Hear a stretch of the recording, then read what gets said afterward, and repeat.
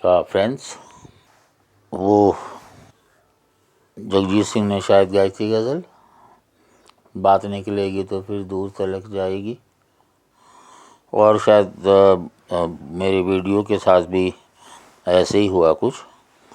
पढ़ तो रहा था मैं बाबा साहब की किताब पाकिस्तान और द पार्टीशन ऑफ इंडिया, पर जैसे उन्होंने आर्ग्यू किया है केस, वकील तो खैर वो बहुत अच्छे थे ही। शुरू से उन्होंने ब्रेक अप ऑफ यूनिटी करके जो है बताया है कि कैसे इस्लाम जो है यहाँ पे आया और कैसे उसका प्रचार प्रसार हुआ। यहाँ मैं एक बात पहले ज़रूर कह दूँ आपको कि जो वोटरीज ऑफ इस्लाम हैं, जाकिर नाइक एंड पार्टी, उनका तो कहना ये है कि Islam is the religion of peace. वो अलग बात है कि जो मुल्हिद हो गए हैं या जो एग्नोस्टिक हो गए हैं, उनका ये कहना ये है कि शुरू से लेके इस्लाम तक आज तक लड़ाइयों के अलावा तो कुछ हुआ नहीं। जाकिर नाइक आर्ग्यू करते हैं कि 1400 साल हो गए अरब में इस्लाम को, और आज भी 14 मिलियन क्रिश्चियंस रहते हैं वहाँ। तो अगर मारकाठी करनी होती तो सारे मुस्लिम बन चुके होते। फिर वो हिंदुस्तान का एग्जांपल देते हैं कि 1000 साल रूल किया है, कोई 800 साल कहता है, कोई 600 साल कहता है। अब आप लोग जानते हैं जो मुग़ल रूल था वो तो अकबर से लेके औरंगज़ेब तक था, और बाकी सारा टुकड़े टुकड़े में था। और जो बादशाह बहादुर शाह जिसको मुग़ल सम्राट कहते हैं, उसका तो पूरा क्षेत्र ही महरौली से लेकर के यमुना तक था, इतना बड़ा सम्राट था वो। खैर, वो कहते हैं कि 800 साल तक राज किया। और अगर ऐसे ही अगर जो ज़बरदस्ती से फैलाया होता इस्लाम, तो 80% लोग आज भी हिंदू नहीं होते, ऐसा जाकिर नाइक का कहना है। एक और है डॉक्टर फजलुर रहमान, थोड़े से पाकिस्तानी थे लेकिन थोड़े से विचार उनके नहीं मिलते थे, निकाल दिया गया पाकिस्तान से। उनका ये कहना है कि तलवार से तो सत्ता छीनी जा सकती है, धर्म नहीं बदला जा सकता, मन नहीं बदला जा सकता। और एक बहुत बड़े यूट्यूबर हैं राम पुनियानी, उनको सुनिए तो पता लगता है कि शांति का प्रतीक था पूरे का पूरा। आज गड़बड़ हो रहा है सब कुछ। लेकिन जब ये पढ़ने लगा मैं, तो बाबा साहब ने जो शुरू किया वो शुरू किया है मोहम्मद बिन कासिम से। उन्होंने हज्जाज को जो है एक डिस्पैच भेजा। क्या लिखता है? The nephew of Raja Dahir, his warriors and principal officers have been dispatched and the infidels converted to Islam or destroyed. Instead of idol temple, mosques and other places of worship have been created. The Kutub is read. The call to prayer is raised, so that devotions are performed at stated hours. The takbir and praise for Almighty God are offering every morning and evening. जब हज्जाज को ये dispatch मिला तो वो क्या जवाब देते हैं? Accept that you gave protection to all, great and small alike. Make no difference between enemy and friend. God says, give no quarter to infidels, but cut their throat. Then know that this is a command of great God. You shall not be too ready to grant protection, because it will prolong your work. After this, give no quarter to any enemy except those who are of rank. उसके बाद बहुत कुछ हुआ। मोहम्मद गौरी आया, हसन निज़ामी एक historian हुए हैं, उन्होंने क्या लिखा है? ही purged by his sword the land of Hind from the filth of infidelity and vice, and freed the whole of that country from the thorn of God, plurality and impurity of idol worship, and by his royal vigor and intrepidity left not one temple standing. Peace का religion है। Timur ने क्या लिखा है अपने memoir में?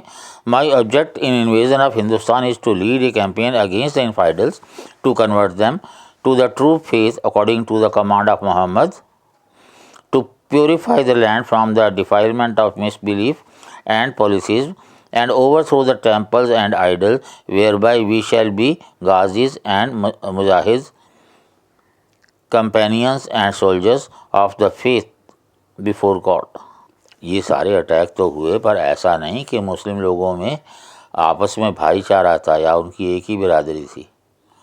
आपस में तो लड़ते ही रहते थे, वो उसका इतिहास अलग है। लेकिन जब हिंदुस्तान की बारी आती थी तो सोने की चिड़िया थी, लूट खसोट।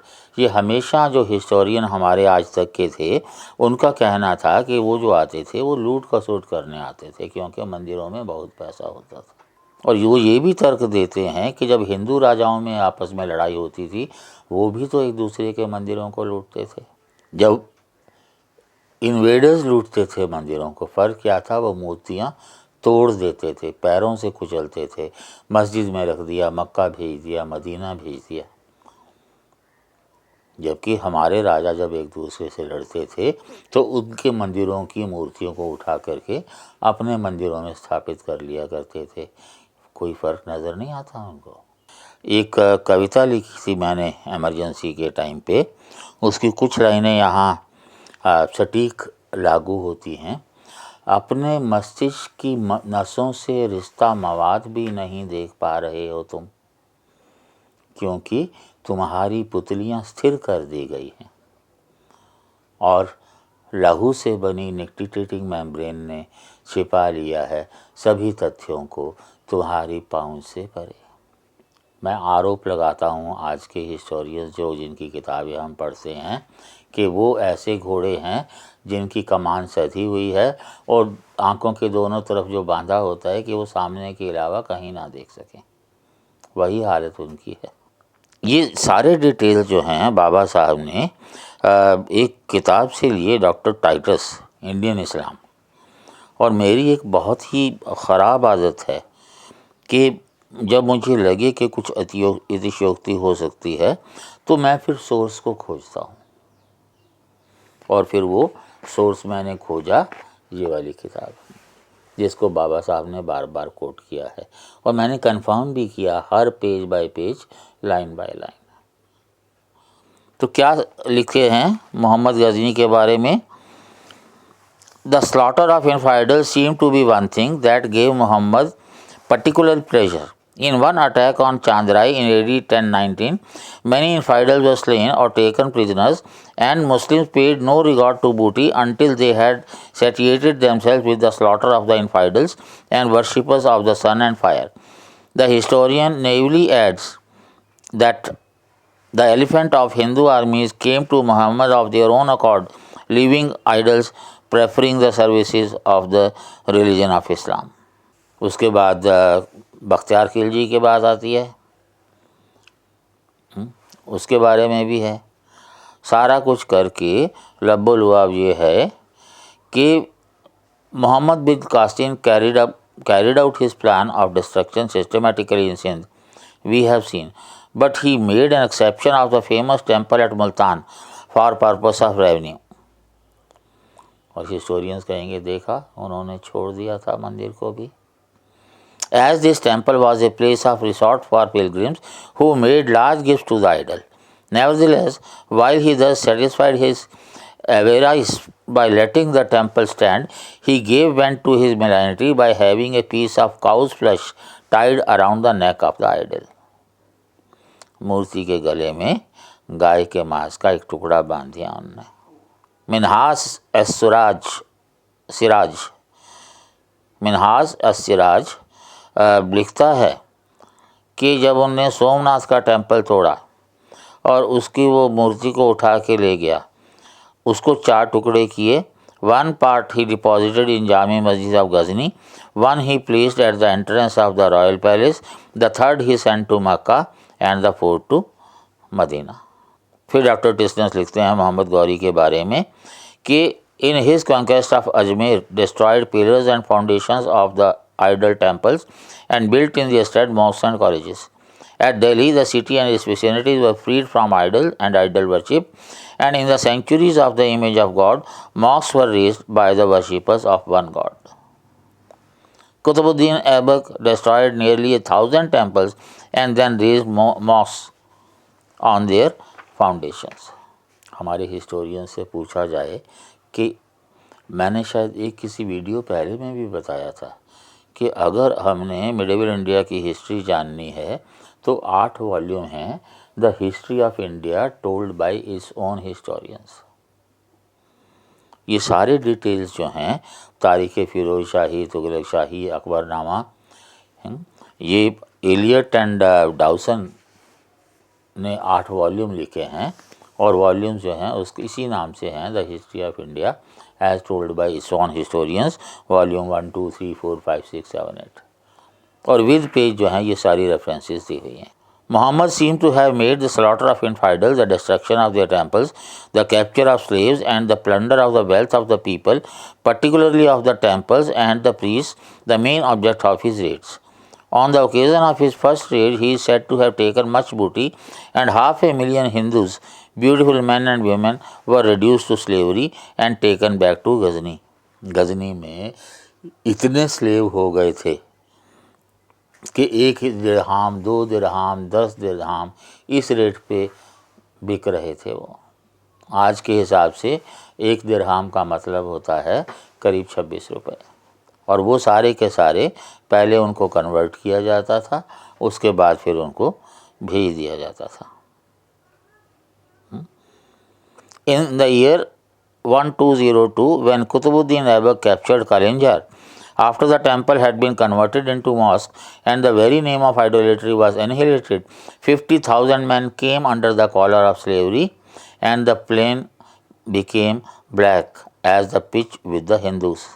अलाउद्दीन ने फैसला किया था, the Hindu was to be left unable to keep a horse, to ride on, to carry arms, to wear fine clothes or to enjoy any of these luxuries.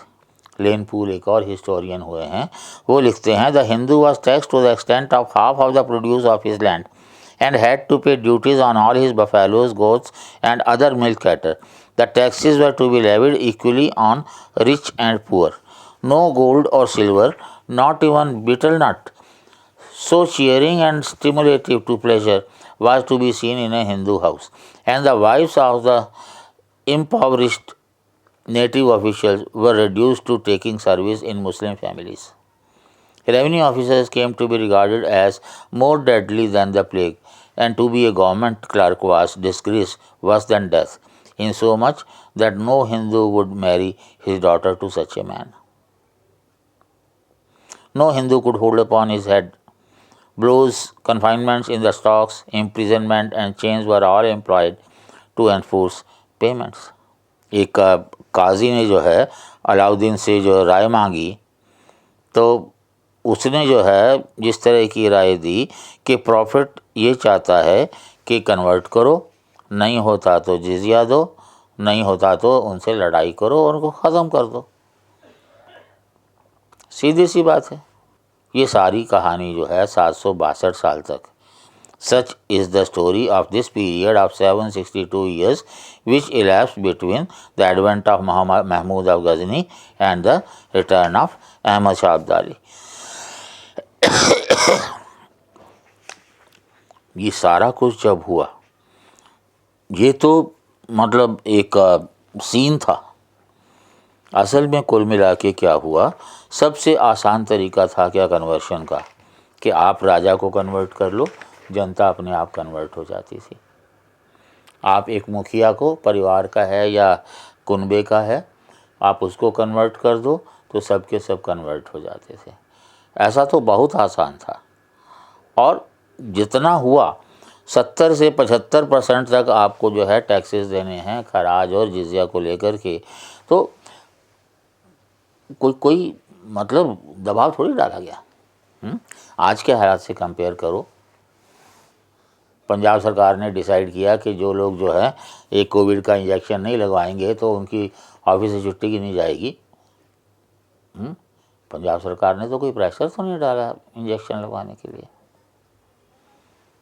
मुझे जाना था रायपुर फ्लाइट से, मैंने इंजेक्शन नहीं लगवाया था, सरकार का ऑर्डर था कि जिसने दोनों टीके नहीं लगवाए हैं वो नहीं जा पाएंगे। सरकार ने दबाव थोड़ी डाला कोई मेरे पे। अगर उस वक्त में औरंगजेब ने तो क्या किया था, सब कुछ किया, उसके बाद भी जब लोग बच गए तो उसने 1865 में अनाउंस करवा दिया कि कोई हिंदू अगर कन्वर्ट होता है तो उसको 4 रुपये दिए जाएंगे इनाम, और वुमेन को 2 रुपये। 4 रुपये उन दिनों आम आदमी की सैलरी हुआ करती थी 1 महीने की। सब करने के बाद भी कोई दबाव नहीं था, लोग अपनी मर्जी से कर रहे थे।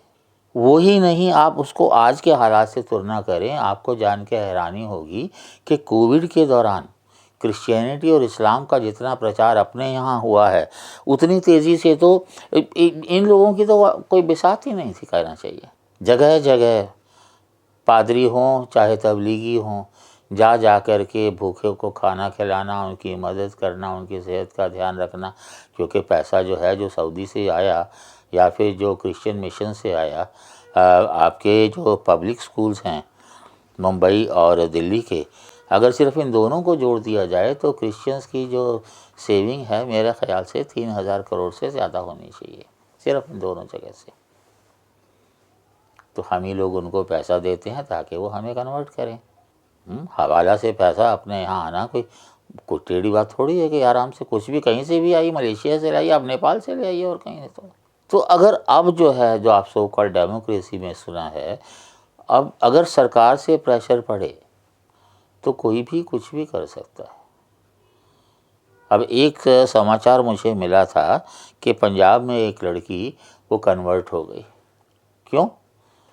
क्योंकि उसको पता था कि माइनॉरिटीज़ जो हैं उनको कोचिंग के लिए पैसा देती है सरकार 1 लाख रुपया, वो तो माइनॉरिटी नहीं थी। तो आप सोचते हैं ये अकेला केस होगा? मैं एक्चुअली बात लेके जाना चाह रहा हूँ कि किस तरह से ये लोग आए, उन्होंने किस तरह से किया, हम लोग किस तरह से आपस में लड़ रहे हैं, और किस तरह से जो है दलित बने और किस तरह से ट्राइब बने, उन सब का लेखा जोखा करना है।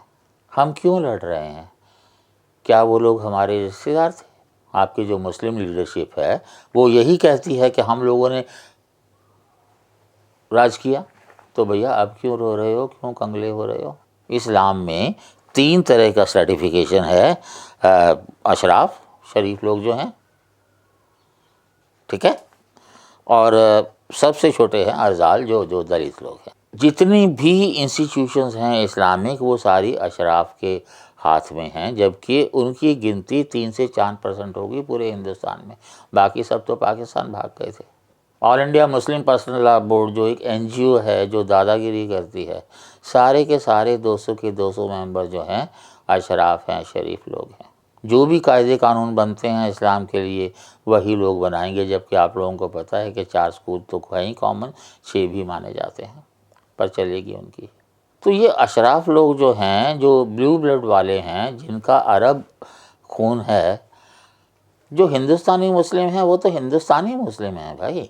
आप 3% की गुलामी आज भी कर रहे हो।